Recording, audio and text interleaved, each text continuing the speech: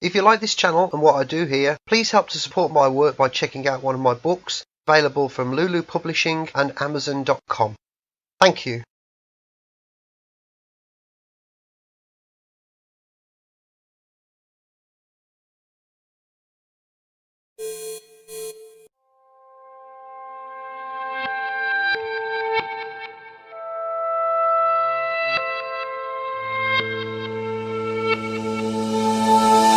Hi folks, Carl James here from Electric Media Madness, and you are joining me and Dan Ryan. Hello. How you doing? Hello. We are social distancing. It's all been measured out, 2 metres apart. And we're outside. We're actually outside. We're actually managed to get back on camera again for the first time in ages.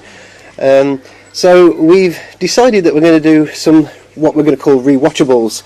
We've been joined by a little guest here as well. You might be able to see you on camera. So we're going to be looking over some sort of classic science fiction, various different series, and picking out a load of classic episodes and watching them and things like that.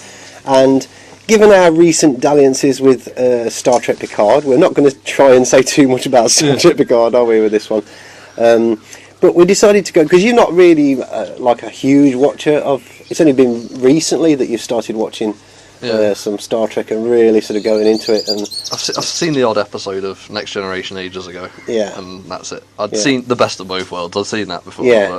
Which you've rewatched. I did rewatch, yeah. Because we've decided to do a bit of a Borg run, haven't we? Yeah, we've watched the 6 episodes, rewatched the 6 episodes of Star Trek Next Generation, Q-Who, The Best of Both Worlds Part 1 and 2, Borg, and Descent Part 1 and 2. Now, you said that obviously you said that you watched Best of Both Worlds before, but you didn't really remember all that much about it. No, so just the main points. Yeah.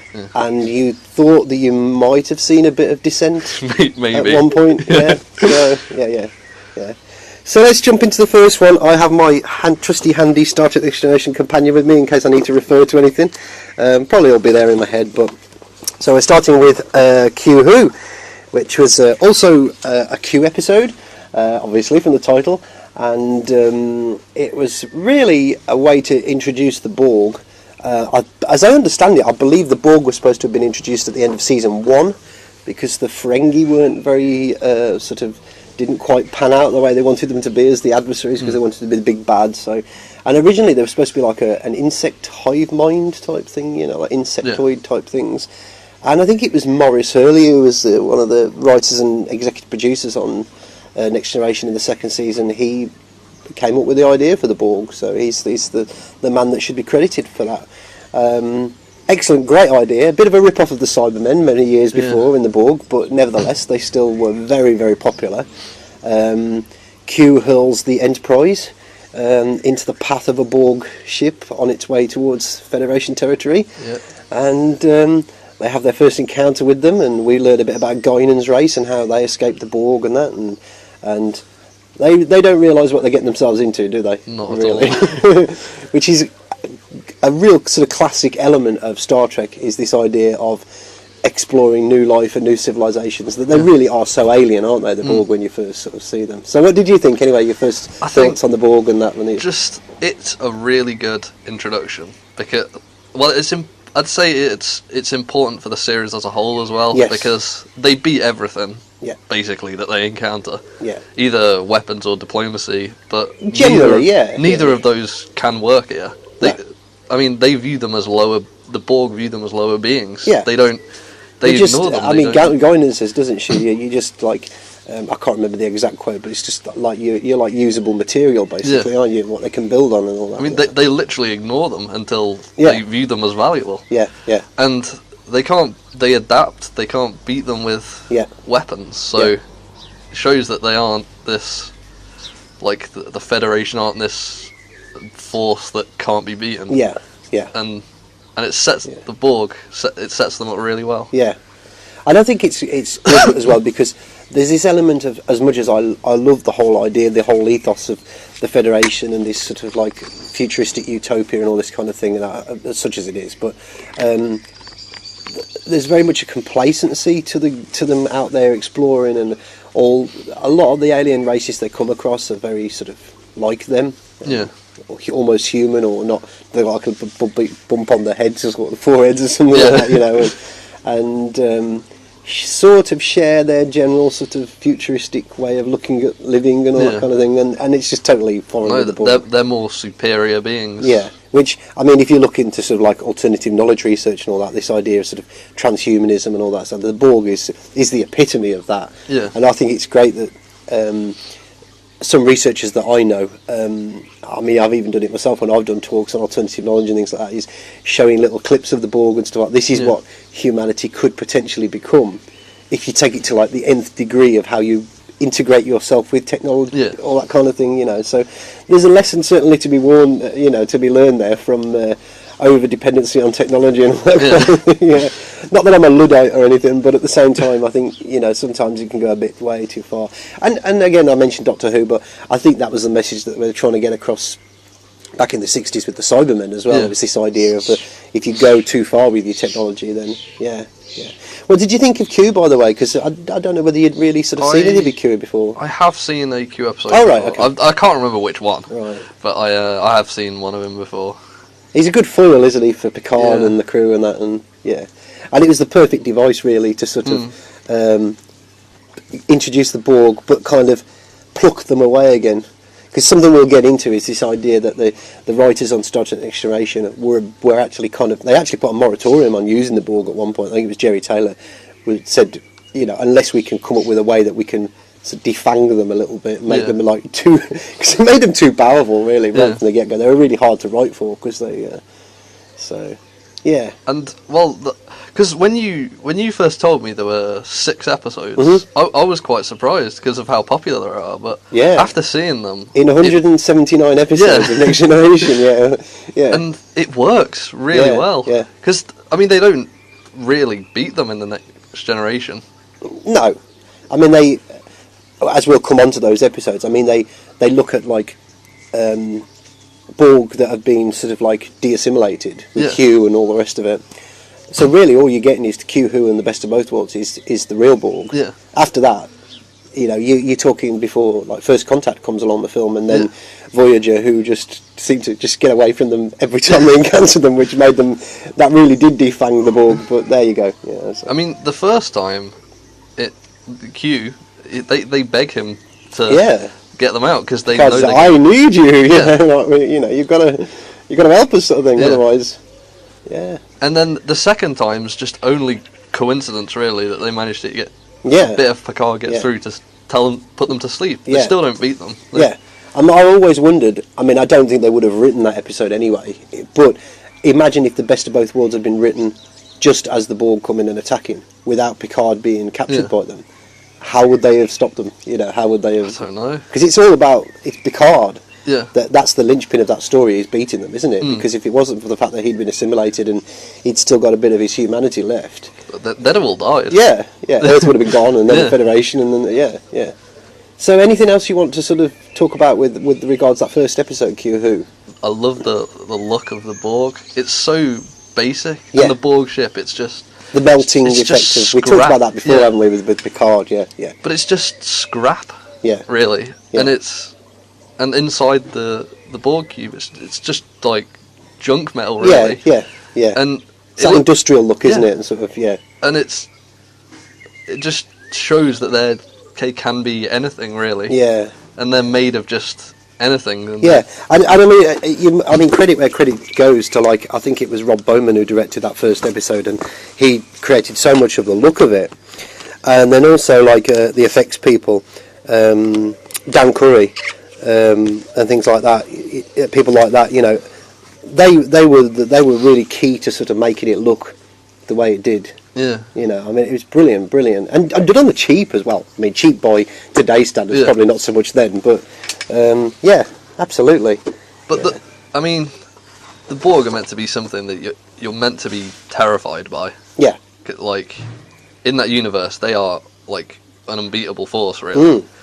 And I don't think you get that same kind of like fear from the look of the Borg cube in like Picard and that. Yeah. Because it's all just like futuristic little nanobots repairing it and stuff. Yeah, we said that when we watched that episode, didn't we? When they repaired the Borg ship. Yeah. And it's kind of, it's a bit too obvious and a bit sort of J.J. Abrams-ish yeah. sort of way of doing things, you know. But yeah, why mess with something that works so well? If it ain't broke, don't fix it, you know, which is what they do nowadays. But anyway, we're not here to Picard bash or yeah, done enough of that. About something good for a change. Yeah, and it is the first time actually. Yeah, it's the first time on this channel that we've spoke about. Yeah. It is actually. I think there might have been. The first episode of Picard I said was that, you know, there's some good stuff, and I think I might have.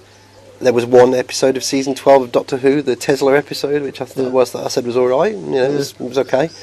But by and large, it's the state of. Anyway, state of how things are nowadays. But this is a good time to be able to go back and watch classic stuff that's really good. And so anyway, best of both worlds. Last episode of season 3. I think it was written by Michael Piller. So yeah, what did you think? It's just everything about it is top quality, really. Yeah.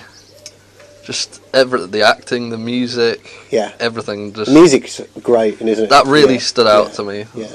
I had that soundtrack on CD for quite some time. Oh, did you? Yeah, being the nerd that I am. But yeah, it's great music. Brilliant music. Yeah.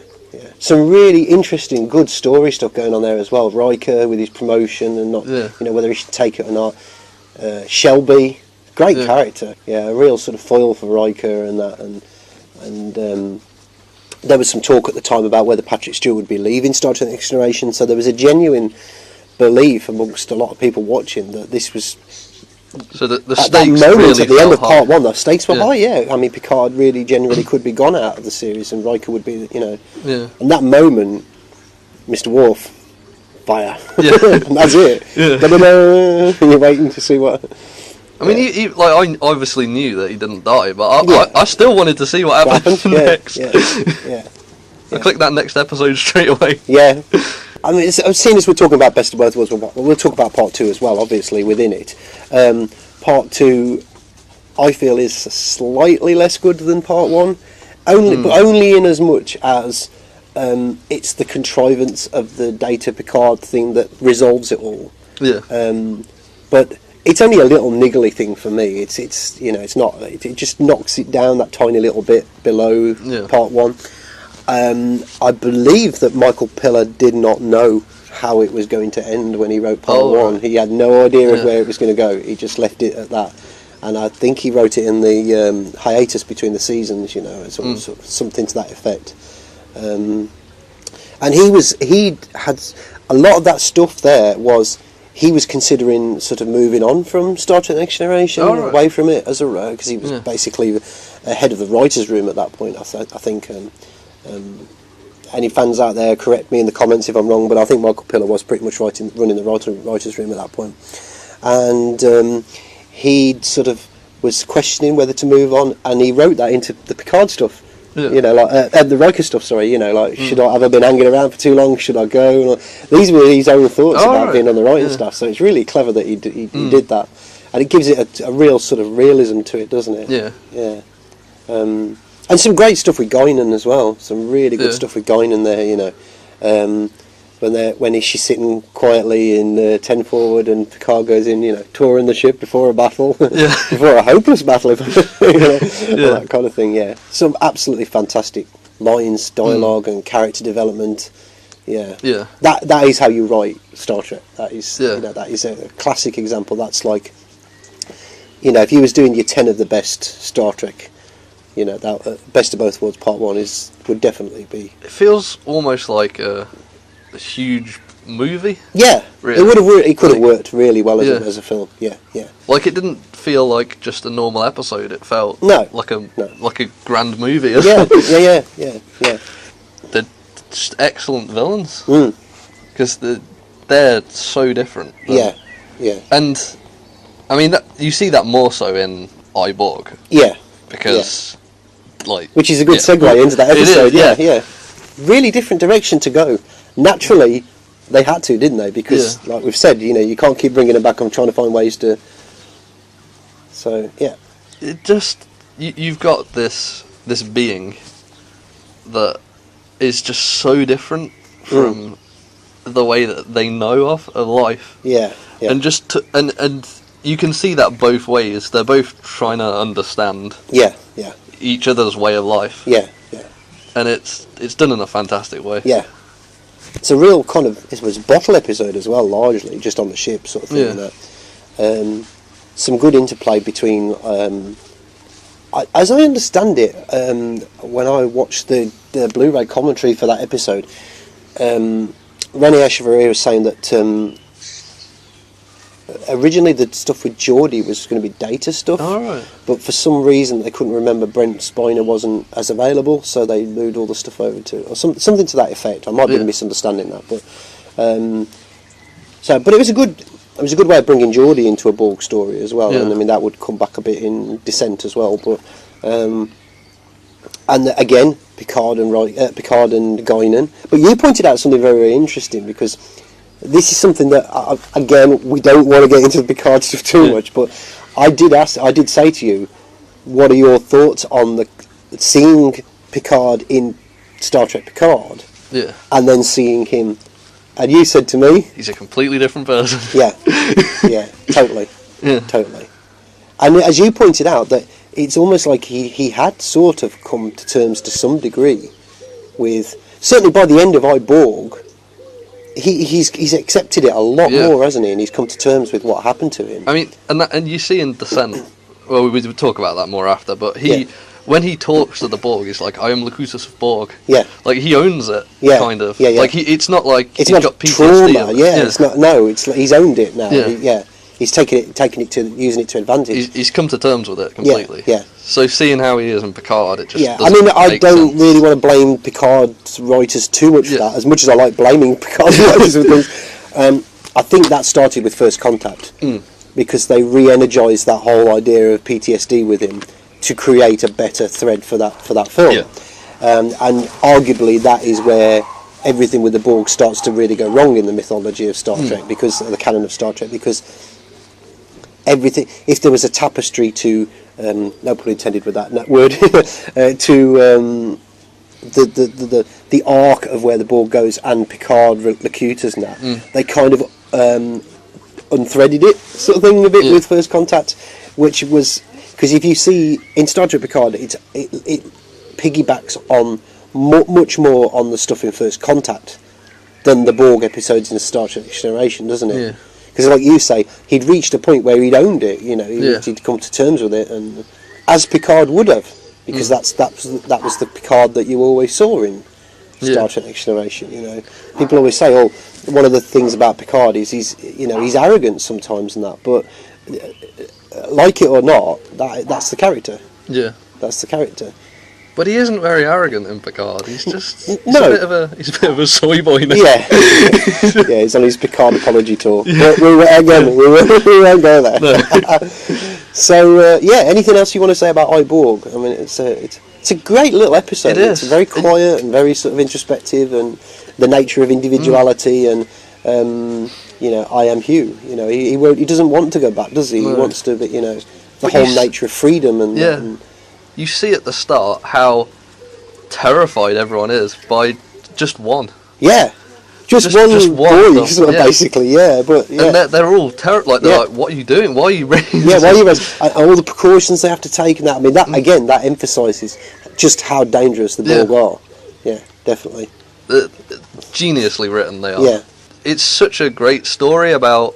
I mean, you could even link it to more modern things that are put in to movies about diversity and stuff. Yeah. Because they're two very different people. Different, they're so different in every way. Yeah. But when they talk, they realise that they like more about each other. It's very much, if you are writing about diversity and equality and all that kind of thing, in a genuinely meant way, which I'm a big fan of that in science fiction, well, in anything, and not the way it's been agendized today and all that kind of thing. Yeah, that is a classic example of it. Yeah. I mean, some people say, "Oh, well, he's white and they're white and and all that kind of." But it's you couldn't have two more different races, could you? No.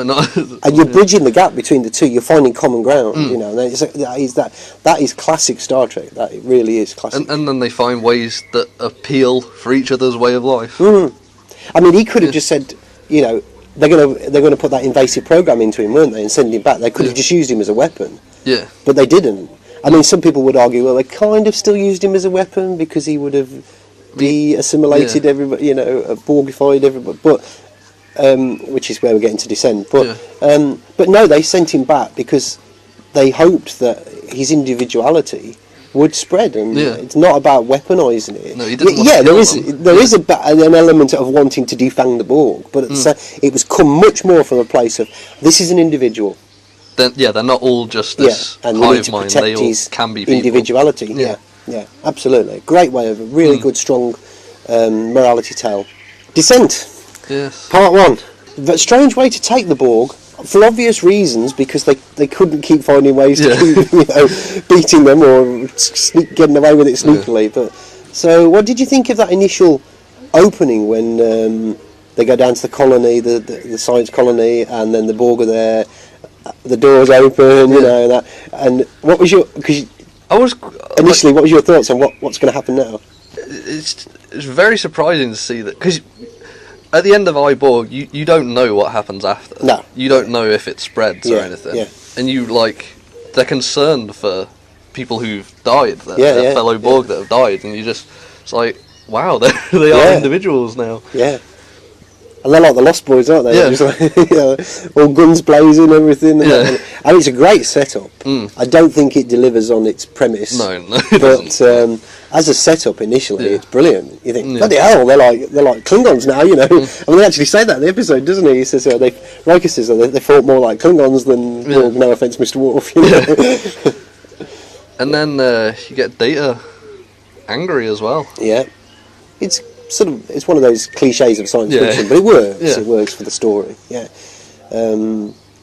much better way of showing Data emotionally than, like, for example, how he was portrayed in Generations, the film. You know, where he was just joking constantly and doing all that kind of thing. You know? Very much Heart of Darkness, Joseph Conrad kind of thing, and I believe that they actually modelled the story on that idea as well. Which, so great idea. But unfortunately, I don't think in its execution was quite delivered, because Part 2 of Descent is not. Good, no, I mean it's all right, but it's not. Yeah. Was there any thoughts on that one? Because you said you've got a fair bit to say about where the Borg go and all that kind of thing. I didn't really. I didn't. I was surprised that it wasn't really a Borg story that much. And it was more a Data lore story. Yeah. And I think for the setup of having the Borg as individuals, it doesn't really. You don't really get that much, because the majority of them are just following lore as if they were the collective anyway. Yeah, and it's kind of confirmed in that story that it was only that ship that Hugh was on. It's not the rest of the Borg. So. People, I know the fans at the time felt a bit sort of cheated of a Borg story. Yeah. Because, like you say, it was a Data lore story, and also it was like, I hate using the term ex-Bs, ex-Borgs, de-assimilated Borg. So the Borg was still out there, which is good in terms of like where the future of the stories could go until Voyager. I mean, Voyager started it brilliantly with the Borg, with Scorpion and all that, but then as they went on, they were just so easy to beat them. You know, it's just beam a photon torpedo aboard the ship and detonate it, and that's it. You know. Do you think that they delivered on followed up properly with Hugh in Descent? Yeah. Sort of. I think you don't really know a lot that happened after with him, just that there's a group that follow lore, and then there's some that don't, that are hiding underground and that. But you don't really get that much of him. I mean, you get a little bit after when he says he's the suggesting that he might take over as the leader, which in Picard you see that. Yeah. Just to make a point about Picard as well, it's probably the character that was least damaged in terms of character development and modification, although then they did completely damage it by killing him, which is, but in terms of changing the character. But if you were to think ahead what he'd be like it's a logical place that you could take about Hugh. And I think generally that's probably the the most realistic character in Picard. Yeah. There we go. Praise for Picard. Yeah, not much, but I mean, they killed him, so they kind of undoes everything they did do with him. But yeah, you're right. Yeah, I could see that. I mean, that was funnily enough. I think I said that when we did the reviews of Picard. That where I would have taken like 7 of 9, for example, would be that she'd be working on some big science project or like an exploratory ship or something like that, something to that effect, instead of being anyway, what she is.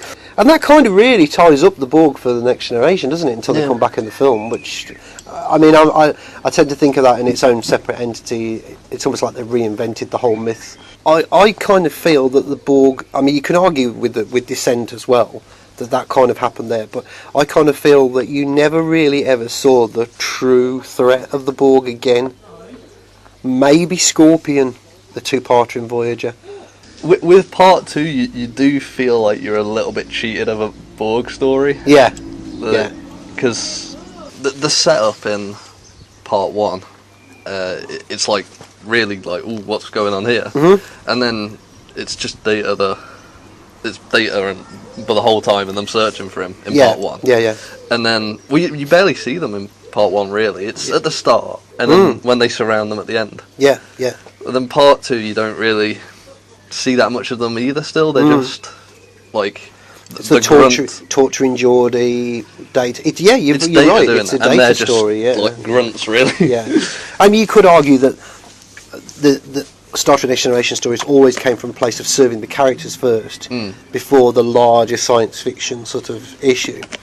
But if you've got something like the Borg, you want to do a bit of fan service. Yeah. And that generally, I tend to think that Star Trek Next Generation served fans very, very well. Yeah.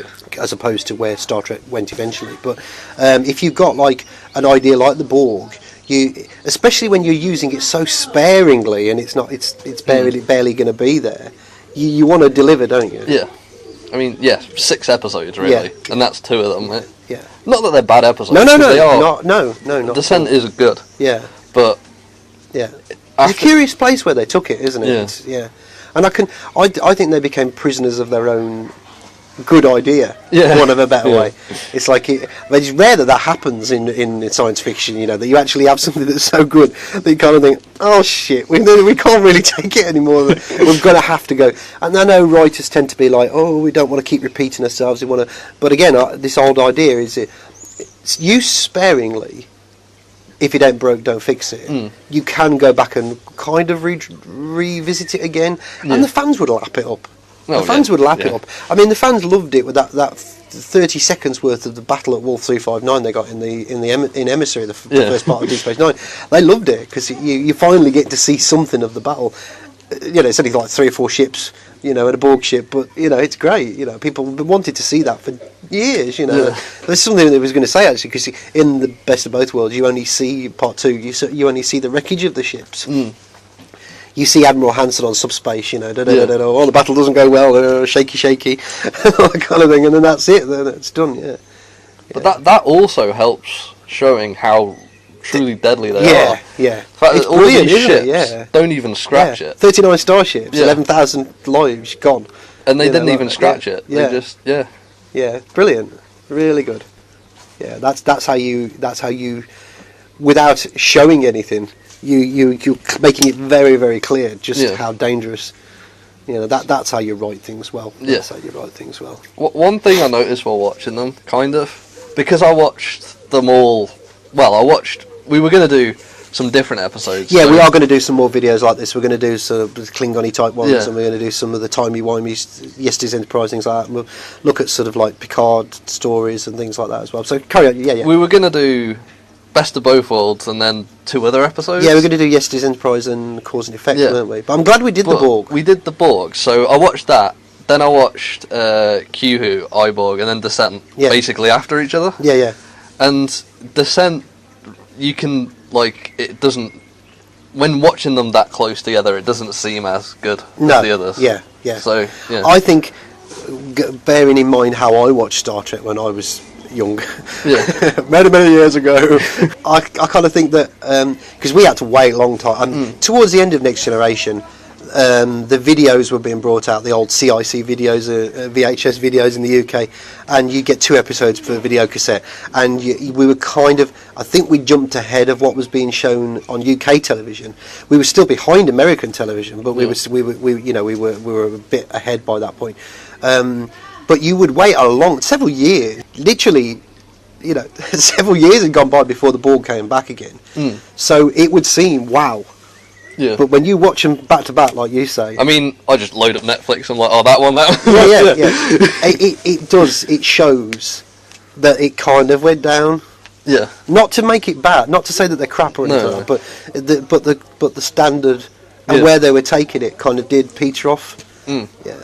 Shall we do shall we rate our episodes? Shall we give our out of 10s? Because we always do this, so we may as well. Let's start with Q-Who. That was my least favourite. My second favourite story out of them. Probably a 9. It just sets them up so well. 9 for me as well. Yeah. So Best of Both Worlds Part 1. I think you and I will probably have the same score on this one. I struggle to think of anything wrong with it at all. So I suppose I have to give that 10, really. It's a 10. I can't think of anything wrong with it. Yeah, I'm sure there are people who out there who would argue differently with this and say that there's, it's a perfect Star Trek story. It's a perfect Star Trek episode, Star Trek Next Generation episode. There are other episodes of 10s in Star Trek Next Generation and other Star Trek series. The original series, Deep Space Nine and that, but Best of Both Worlds is up there. Yeah, it's a great.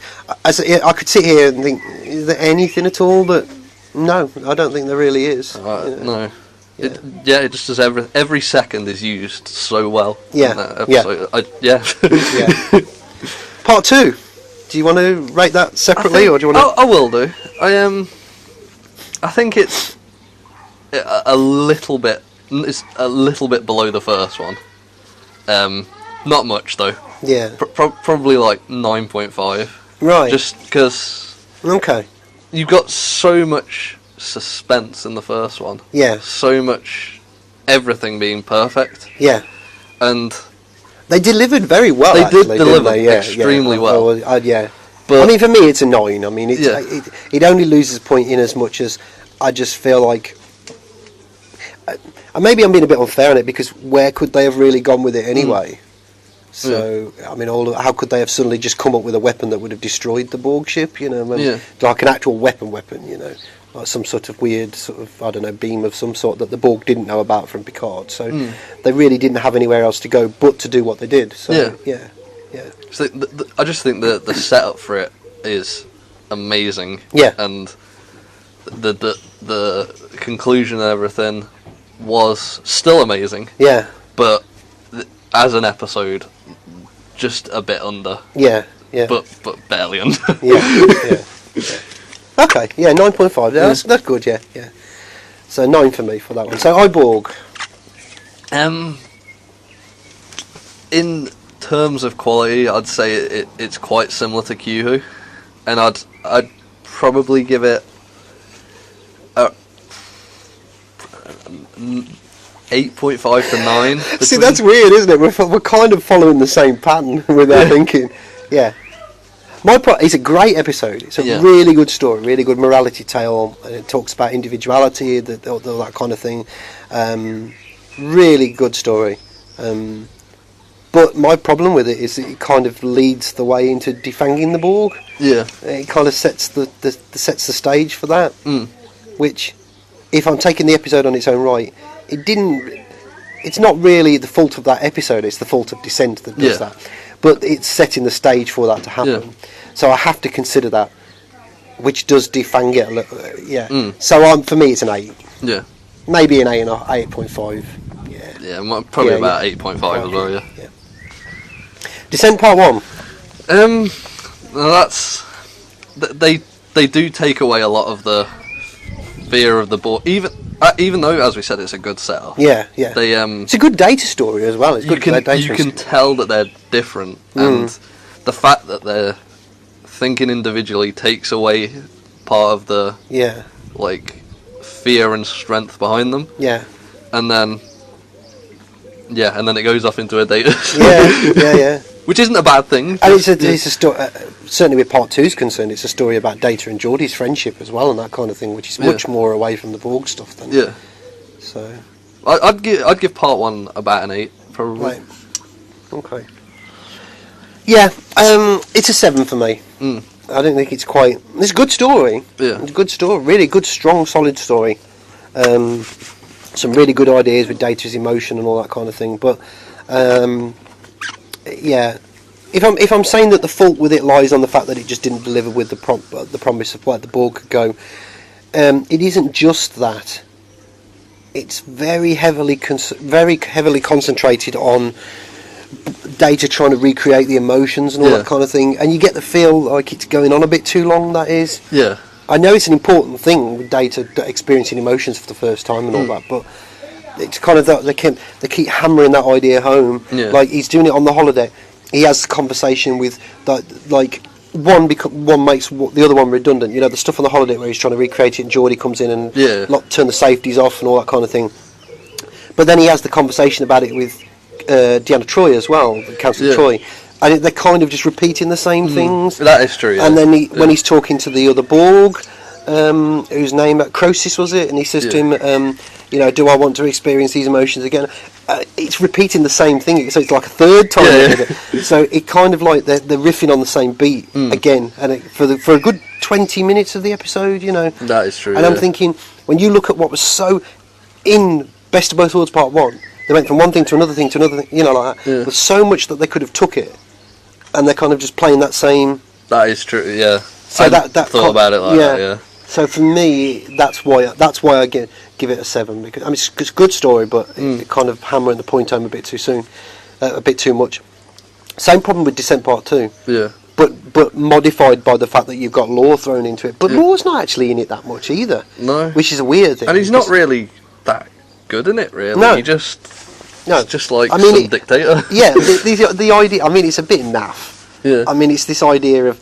Where have we heard this before? Getting rid of all biological life and turning them all into machines. I wonder where that came from. I wonder what series pinched that idea from Descent Part 2. Let me think.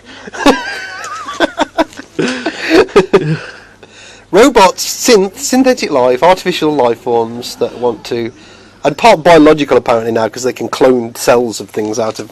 Anyway, I said I wouldn't do it, but yeah. So that it's a bit of a naff idea. I mean, we know that is a cliche of science fiction. Where's the threat in that? Other than, oh God, we're all going to die. Yeah. We've got to stop them. It was quite an underwhelming. Yeah, like second they part, they took my humanity away a piece at a time. That's what Picard was saying, and that's the real sort of underlying threat of what the Borg are. Yeah, it's like they're not just not just going to blow you up or kill you. They're going to take you and they're going to add this bit to you and add that bit to you, and eventually you just a shadow of yourself. Sort of thing. So they kind of didn't really go anywhere with that with Descent Part 2. Yeah, compared to the first part, it was quite underwhelming, really. Yeah.